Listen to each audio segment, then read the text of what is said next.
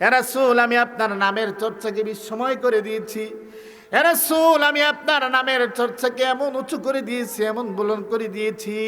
হে রাসূল আল্লাহ বলতেছেন আমি বুলন্দ করে দিয়েছি। কে বুলন্দ করেছেন? আল্লাহ বুলন্দ করে দিয়েছেন। রাসূলের শান মান মর্যাদা বুলন্দ করে দিয়েছেন আল্লাহ। কোন বক্তার বক্তব্যের কারণে রাসূলের শান মান উঁচু হয়নি, কোন আলোচকের আলোচনার দ্বারা রাসূলের শান মান উঁচু হয়নি, কোন খতিবের খুতবার দ্বারা রাসূলের শান মান উঁচু হয়নি, কোন আলোচকের আলোচনার দ্বারা রাসূলের শান মান উঁচু হয়নি, কোন বাসানির বাসনের দ্বারা রাসূলের শান মান উঁচু হয়নি। আল্লাহ বলেন ওয়ারাফা'না লাকা যিকরাক, আমি রাসূলের শান মান বুলন্দ করে দিয়েছি। কে দিয়েছেন বুলন্দ করে? আল্লাহ দিয়েছেন রাসূলের শান মান বুলন্দ করে।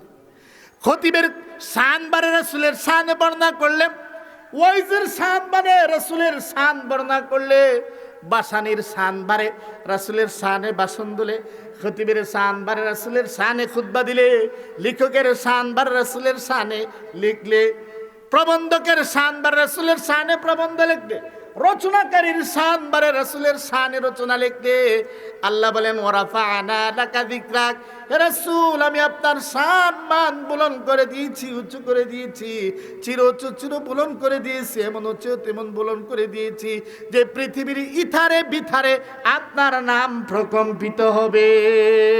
সুবহানাল্লাহ সুবহানাল্লাহ। রাসূলের শান মান বুলন্দ করে দিয়েছেন কে? আল্লাহ। একটা প্রশ্ন জাগে।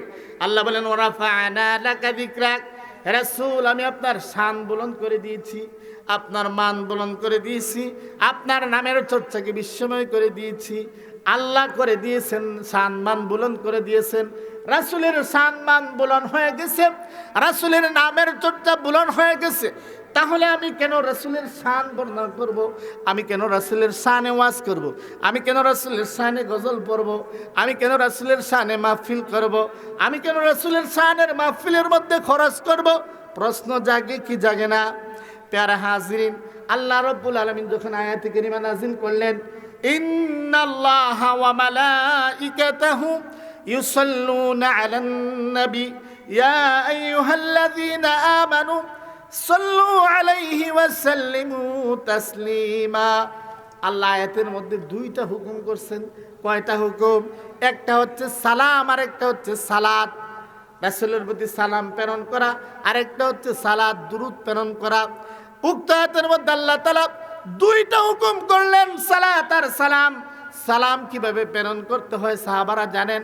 সাহাবারা বললেন আম্মা সালামু আলাইকা ইয়া রাসূলুল্লাহ ফাকাদ আলিমনা ফাকাইফা সালাতু ইয়া রাসূলুল্লাহ। ওগো আল্লাহর রাসূল, সালাম কিভাবে দিতে হয়, সালাম কিভাবে প্রেরণ করতে হয় সেটা তো আমরা জানি, কিন্তু দুরূদ কিভাবে প্রেরণ করতে হয় সেটা তো আমরা জানি না। তখন রাসূল বলেন কুলু আল্লাহুম্মা সাল্লি আলা মুহাম্মদ, তোমরা বলো আল্লাহুম্মা সাল্লি আলা মুহাম্মদ। আল্লাহ রাব্বুল আলামিন বললেন যে আমার রাসূলের প্রতি সালাত প্রেরণ করো, সালাম প্রেরণ করো। তো আবার আমরা কি বলতেছি? আল্লাহুম্মা সাল্লি আলা মুহাম্মদ, ওগো আল্লাহ আপনি মুহাম্মদ সাল্লাল্লাহু আলাইহি সাল্লামের উপর সালাত প্রেরণ করুন, দুরূদ প্রেরণ করুন। আল্লাহ বললেন আমরা প্রেরণ করার জন্য, আমরা বলি আল্লাহ আপনি প্রেরণ করেন। আবার নবীও শিক্ষাও দিয়েছেন। নবী কি করছেন? শিক্ষাও দিয়েছেন। প্যার হাজিরিন, এবং প্রশ্ন জাগে, আল্লাহ বললেন আমরা করার জন্য, দুরূদ প্রেরণ করার জন্য, আবার আমরা আল্লাহকে বলতেছি আল্লাহ তুমি প্রেরণ করো। ব্যাপারটা কেমন কেমন লাগে না? আল্লাহ বলছেন বান্দা নামাজ পড়ো, বান্দা যদি বলে আল্লাহ তুমি নামাজ পড়ো, উলামায়ে কেরামকে জিজ্ঞেস করে দেখবেন ঈমান থাকবে না। আল্লাহ বললেন হজ করো, এখন আমি যদি বলি আল্লাহ তুমি হজ করো, তাহলে বান্দার ঈমান রইব? আল্লাহ বললেন যাকাত দাও, বান্দা যাকাত দাও, আমি যদি বলি আল্লাহ তুমি যাকাত দাও, তো বান্দার ঈমান থাকবে? বান্দার ঈমান থাকবে না। প্যারা হাজিরিন, আজীব মামলা। এই জায়গার মধ্যে আল্লাহ রাব্বুল আলামিন বললেন বান্দা তুমি সালাত প্রেরণ করো, আমরা বলি ওগো আল্লাহ তুমি প্রেরণ করো। আল্লাহ বললেন তুমি করো, আমরা বলি আপনি করুন। প্যারা হাজিরিন, প্রশ্ন আসে কি? প্রশ্ন আসে না। প্যারা হাজিরিন, কেউ এখন এই কারণে আপনাকে আমাকে বুঝতে হবে সালাত কারা বলে, দুরূদ কাকে বলে। দুরূদ বলা হয় রহমতকে। প্যারা হাজিরিন, কেউ যদি আমাকে বলে যে হুজুর 10টা টাকা দেন বা 100 টাকা দেন, তখন আমি 100 টাকা দিতে পারবো তখন যখন আমার পকেটে 100 টাকা থাকবে। আমার পকেটে যদি 100 টাকা থাকে তখন দিতে পারবো। যদি আমার পকেটে 100 টাকা থাকে না, তাকে আমি দিতে পারবো না। প্যারা হাজরিন, আল্লাহ রাব্বুল আলামিন বললেন তুমি সালাত প্রেরণ করো, রহমত প্রেরণ করো। আমার কাছে রহমত নাই, আমি আমার পকেট খালি, আমি তো রহমতের কাঙ্গাল, আমি তো আর রাসূল, আমি তো আল্লাহ রাব্বুল আলামিনের কাছে আরো রহমত চাই, আমি তো রহমতের আশাবাদী, আমার কাছে যত রহমত আসে তত আমার ভালো লাগে। আমি নিজের পকেট খালি, আমার কাছে রহমত নাই, আমি রাসূলের প্রতি কি রহমত প্রেরণ করব আর কাকে রহমত প্রেরণ করব? তিনি তো রাহমাতাল লিল আলামিন, তিনি কি রাহমাতাল লিল আলামিন। আল্লাহ বলেন ওয়ামা আরসালনাকা ইল্লা রাহমাতাল লিল আলামিন, এ রাসূল আমি আপনাকে রাহমাতাল লিল আলামিন হিসেবে প্রেরণ করেছি। আল্লাহ রাহমাতাল লিল আলামিন হিসেবে প্রেরণ করেছেন, রাসূল নিজে রহমত, আর আমি রাসূলের প্রতি কি রহমত প্রেরণ করব? প্যারা হাজরিন, আল্লাহ বলেন ও বান্দা, দুনিয়ার কেউ আমার হাবিবের প্রতি দুরূদ পড়ুক অথবা না পড়ুক, দুনিয়ার কেউ আমার হাবিবের প্রতি রহমত প্রেরণ করুক অথবা না করুক, আমি আমার হাবিবের প্রতি প্রতিদিন দুরূদ রহমত প্রেরণ করি।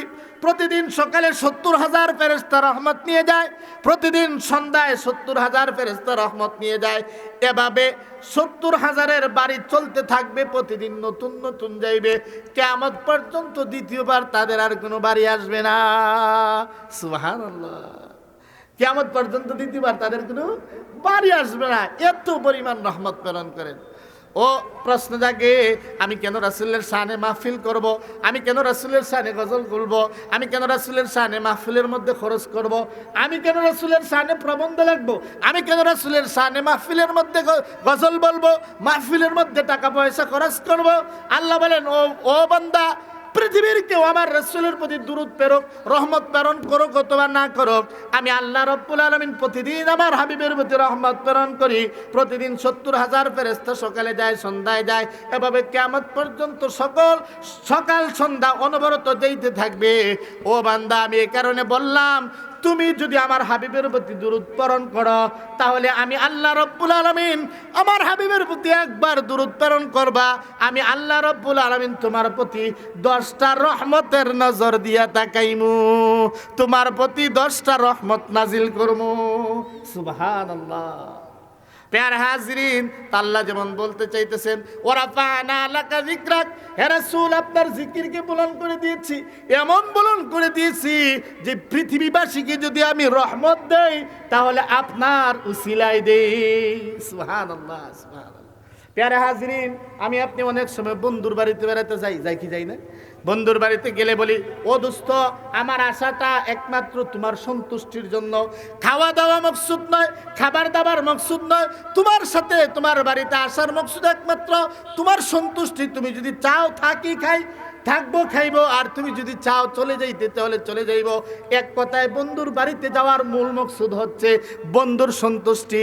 তা আল্লাহ বলতেছেন ওয়ারাফা'না লাকা যিকরাক, হে রাসূল আমি আপনার শান মান বুলন্দ করে দিয়েছি, এমন বুলন্দ করে দিয়েছি যাতে আপনি সন্তুষ্ট থাকেন।